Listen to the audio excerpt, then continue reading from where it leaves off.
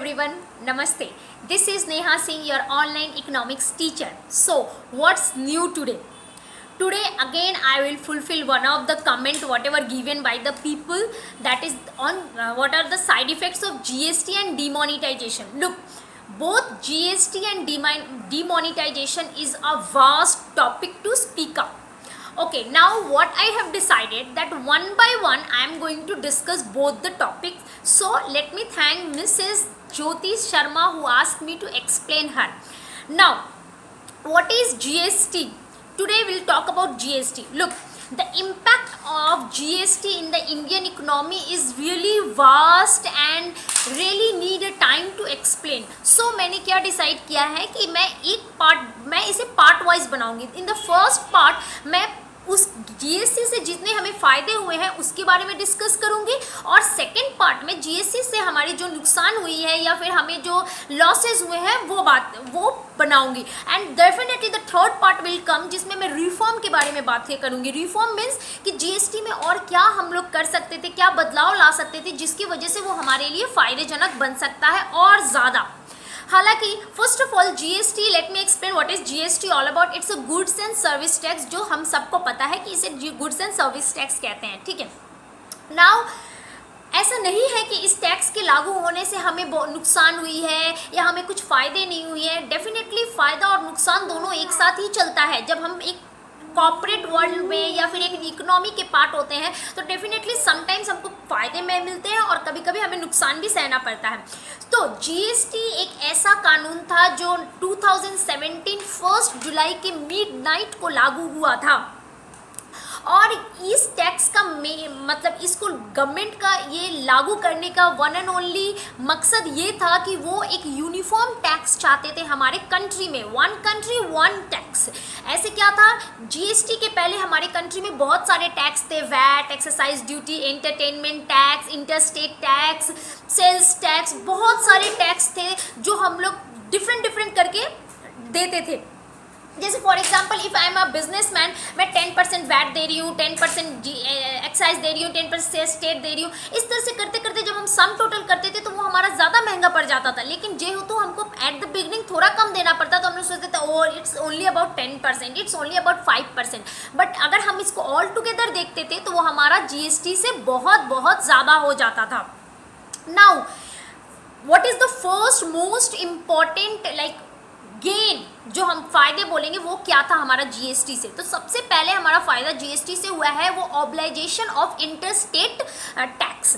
क्या था पहले, अगर मान लीजिए मैं एक स्टेट है कोलकाता, दूसरा स्टेट है गुजरात. अगर कोलकाता से गुजरात मुझे जाना पड़ता तो मुझे पहले कोलकाता के गवर्नमेंट को भी टैक्स देना पड़ता था. फिर मैं गुजरात जाती हूँ तो गुजरात गवर्नमेंट को भी टैक्स देती हूँ. और उसके बाद ये जो इंटर स्टेट जो हम लोग करते थे उसमें बहुत ज़्यादा मतलब प्रेशर था, बहुत लाइनें लगी रहती थी. लोग देखते थे कि सबका टैक्स बिल क्लियर है कि नहीं, लोग प्रॉपरली टैक्स भरे हैं कि नहीं. तो इससे बहुत ज़्यादा प्रॉब्लम्स क्रिएट होते थे, काम में बहुत डिले होता था, ट्रांसपोर्ट कॉस्ट बहुत ज़्यादा इंक्रीज़ हो जाता था जिसकी वजह से कॉस्ट ऑफ गुड्स इंक्रीज़ हो जाता था. तो ये जो जीएसटी के लगने के बाद it's only one tax, that is the uniform tax जिसको मैं बोल रही हूँ कि हर देश में मतलब एक बार अगर मैं जीएसटी पेड कर देती हूँ उसके बाद मुझे कहीं भी किसी तरह की टैक्स देने की ज़रूरत नहीं है.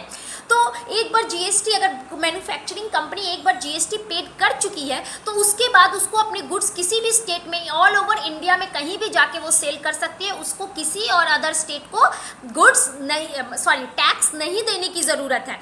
तो इससे क्या हुआ, समय की बचत हुई, लोगों को प्रेशर कम हुआ कि हाँ अरे अभी यहाँ दे दिए फिर जाके वहाँ देना होगा. इन सब चीज़ों से बहुत ज़्यादा छुटकारा मिला.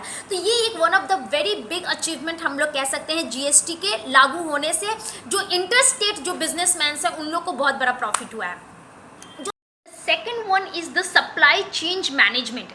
ये दूसरी फ़ायदे. सप्लाई चेंज मैनेजमेंट क्या होता है मैं आपको एक एग्जांपल के थ्रू से बताती हूँ.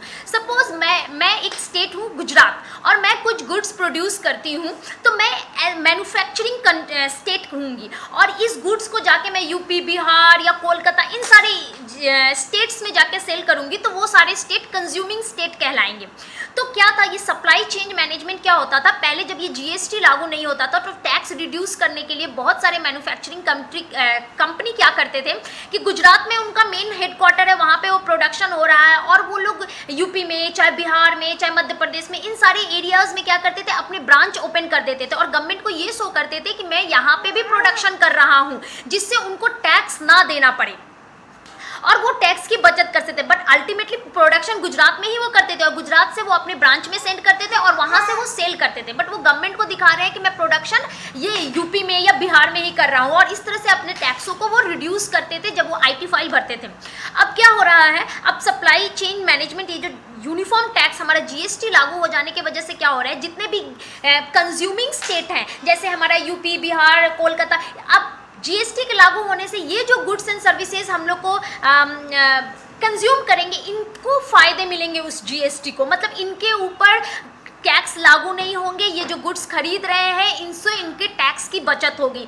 पहले क्या होता था, GST के पहले जो स्टेट कंज्यूम करते थे उन्हें टैक्स पे करना पड़ता था, लेकिन GST के बाद क्या हो रहा है, जो स्टेट कंज्यूम कर रहे हैं वो टैक्स रिसीव कर रहे हैं, उन्हें पे नहीं करना पड़ रहा है, पे मैन्युफैक्चरिंग को करना पड़ रहा है। इसकी वजह से जब GST की बातें चल रही थी कि GST लागू होगा, उस समय तमिलनाडु, गुजरात, कर्नाटका, ये सारे स्टेट्स ने बहुत विरोध किया था गवर्नमेंट को कि नहीं GST नहीं लगना चाहिए, बिकॉज उनको पता था कि अगर GST लग जाता है तो मेरे ऊपर टैक्स का प्रेशर ज़्यादा हो जाएगा और मुझे टैक्स पे करना पड़ेगा। They know everything, that is why they are like against with this GST and all. Now we can say cooperative federation. ये कोऑपरेटिव फेडरेशन क्या होता है, जेहेतु हमारा GST लागू हुआ तो उसके साथ ही सरकार ने GST काउंसिल का भी गठन किया था। GST काउंसिल क्या है, ये एक ऐसा, मतलब GST काउंसिल बेसिकली एक ऐसा ऑर्गेनाइजेशन है जहाँ पे centre government and state government दोनों आपस में मिल जाते हैं और मिल के डिसीजन लेते हैं। सपोज अगर सेंटर कोई नियम लागू करता है, अगर स्टेट गवर्नमेंट उसको अप्रूव नहीं करता है तो वो नियम हमारे स्टेट में या कंट्री में एप्लीकेबल नहीं होगा। तो ये जो आपका GST काउंसिल है, ये अल्टीमेटली हम लोग को कोऑपरेटिव फेडरेशन की मतलब याद दिलाते हैं कि कोऑपरेटिव फेडरेशन क्या होता है। कोऑपरेटिव क्या होता है, मतलब when people are agreed, mean suppose 10 people are there in an organisation, if all 10 people are agreed to for a specific thing then only it will applicable. जब हम लोग एक ऑर्गेनाइजेशन में रहते हैं, उसमें जितने लोग रहते हैं, हम लोग सब अगर सहमति देते हैं तभी वो चीज़ हमारा लागू होता है। अगर हम लोग सहमति नहीं देते हैं, अगर एक बंदे भी बोलते हैं कि नहीं मुझे सही समझ में आ रहा है, मुझे नहीं पसंद है, तो उन नियम को हम लोग खारिज कर देते हैं।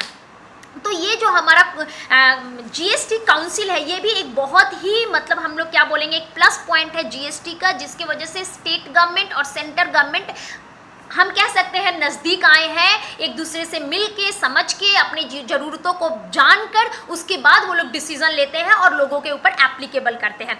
Last but not the least जो फंक्शन हमारा हुआ है वो हमारा है जैसे मतलब reduction of cost of production, जिससे क्या हुआ है, चीज़ों की दाम में बहुत ही गिरावट आई है और चीज़ें बहुत ही, मतलब हम क्या कह सकते हैं, सस्ती तो नहीं बोल सकते हैं, लेकिन हाँ लेने के लायक हो चुका है। पहले क्या होता था, सपोज एक एग्जांपल से मैं आपको समझाती हूँ। मारुति, सपोज मारुति एक व्हीकल बना रहा है, एक कार बना रहा है, तो अब वो क्या कर रहा है, वो कास्केडिंग शेड्यूल जिसको बोलते हैं। कास्केडिंग मतलब क्या होता है कि जैसे अगर मैं कार का मैन्युफैक्चरिंग कर रही हूँ तो जो इसके टायर्स है वो मैं नहीं बना रही हूँ, वो मैं किसी और से खरीद रही हूँ। उसके जो और स्पेयर पार्ट्स है वो मैं नहीं प्रोड्यूस कर रही हूँ, वो मैं कहीं और से खरीद के ला रही हूँ। तो जब क्या होता है कि अगर मैं एक कार का मैन्युफैक्चरिंग कर रही हूँ, उसका टायर मैं मान लो सपोज अपोलो से खरीद के रही, तो मुझे अपोलो को भी टैक्स देना पड़ता था और फिर वहाँ से लेकर आती थी, जिसकी वजह से मेरा कॉस्ट ऑफ प्रोडक्शन ज़्यादा हो जाता था, जिसकी वजह से मेरा MRP जो सेलिंग प्राइस है, जो MRP क्या होता है, मैक्सिमम रिटेल प्राइस, जो रिटेल प्राइस होता है, जो अल्टीमेट कंज्यूमर हम और आप जो खरीदते हैं